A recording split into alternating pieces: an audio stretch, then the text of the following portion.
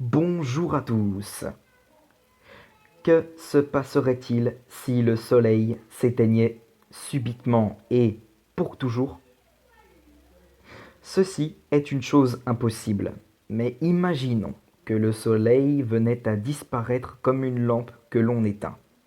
Que se passerait-il ensuite sur Terre? Tout d'abord, dans les 8 premières minutes suivant son extinction, nous serions dans l'ignorance totale de l'événement. En effet, 8 minutes, c'est le temps qu'il faut à la lumière pour voyager du Soleil à la Terre. Ensuite, on plongerait brutalement dans la nuit. Seules les lumières des nombreuses étoiles éloignées nous éclaireraient. Une nuit plus noire, sans les astres de notre système solaire, car eux aussi privés de la même lumière, y compris la Lune. Cependant, ce noir ne serait que le premier signe d'une série de catastrophes. Quelques heures plus tard, en raison du choc thermique extrêmement haute en atmosphère, chaud en basse, des tempêtes dévastatrices se déclencheraient partout à la surface du globe avec de nombreux orages et des vents à plus de 500 km/h provoquant d'incroyables raz-de-marée. Quelques semaines ou mois plus tard, ces tempêtes s'apaiseraient et laisseraient place à un froid extrême de moins de 150 degrés Celsius. Mais que se passerait-il durant ces semaines? Comment nous comporterions-nous? Un scénario dont on pourrait bien s'inspirer pour faire un bon film de science-fiction. En quelques heures, notre planète agonisante sombrerait dans un total chaos.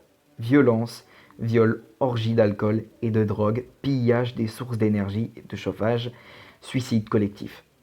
Voici la chronologie des derniers moments de vie sur Terre. Il est midi. Le soleil disparaît et il fait 25 degrés Celsius. Arrivée la nuit, les lampadaires s'allument. Vers minuit, il fait 10 degrés Celsius. Les gens ont rallumé leur chauffage. Le lendemain, il gèle, 0 degrés Celsius. 2 jours plus tard, il fait moins 10 degrés Celsius. On se rue dans les magasins pour piller des vêtements chauds et des vivres. Il est probable que personne ne soit allé travailler. Les gens commencent à sortir pour aller ramasser du bois et siphonner de l'essence. 4 jours plus tard, il fait moins 25 degrés Celsius. Ceux qui restent dehors trop longtemps vont mourir. Dans les maisons, on espère que la chaudière fonctionne encore. Sinon, il faudra se chauffer au bois ou faire brûler de l'essence. 7 jours plus tard, il fait moins 40 degrés Celsius. Les lampadaires ne peuvent plus fonctionner. Dehors, c'est la nuit totale. On s'éclaire à la bougie ou avec des lampes de poche si les piles fonctionnent encore à cette température. Ceux qui ne disposent plus de chaudière efficace et qui ne peuvent pas se couvrir à l'intérieur risquent de mourir. Il y a intérêt de disposer d'une cheminée et d'une bonne réserve de bois. C'est le moment d'aller chercher du bois dehors et piller les magasins de leur nourriture afin de bien remplir ces réserves, car bientôt ce ne sera plus possible. Certaines lampes, dont celle à dynamo, peuvent encore fonctionner. Il est aussi encore possible de conduire.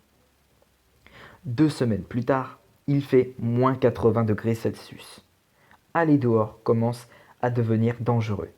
Même en se serrant devant une cheminée, on a très froid. Il faut aménager sa maison en four et vivre dedans, sinon on est mort.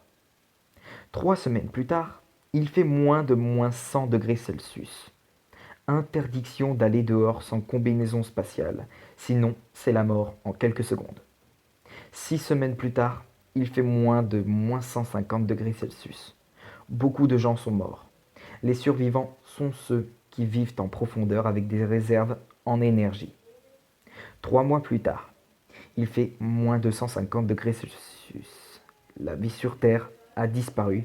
Notre planète n'est rien d'autre qu'un sanctuaire de glace dans la pénombre de l'univers. Quelle solution à ce problème? En s'enfonçant sous la surface, la température monte de 3 degrés Celsius tous les 100 mètres. À 1000 mètres sous terre, il ferait assez chaud pour vivre normalement. Des turbines géothermiques pourraient fabriquer de l'électricité et produire de l'énergie pour cultiver des plantes produisant de l'oxygène. Cependant, construire un tel dispositif risquerait d'être long vu du temps limité que l'on dispose. Dans tous les cas, on peut donc imaginer une vie souterraine. Mais pour combien de temps? Le magma ne restera pas chaud éternellement. bien entendu.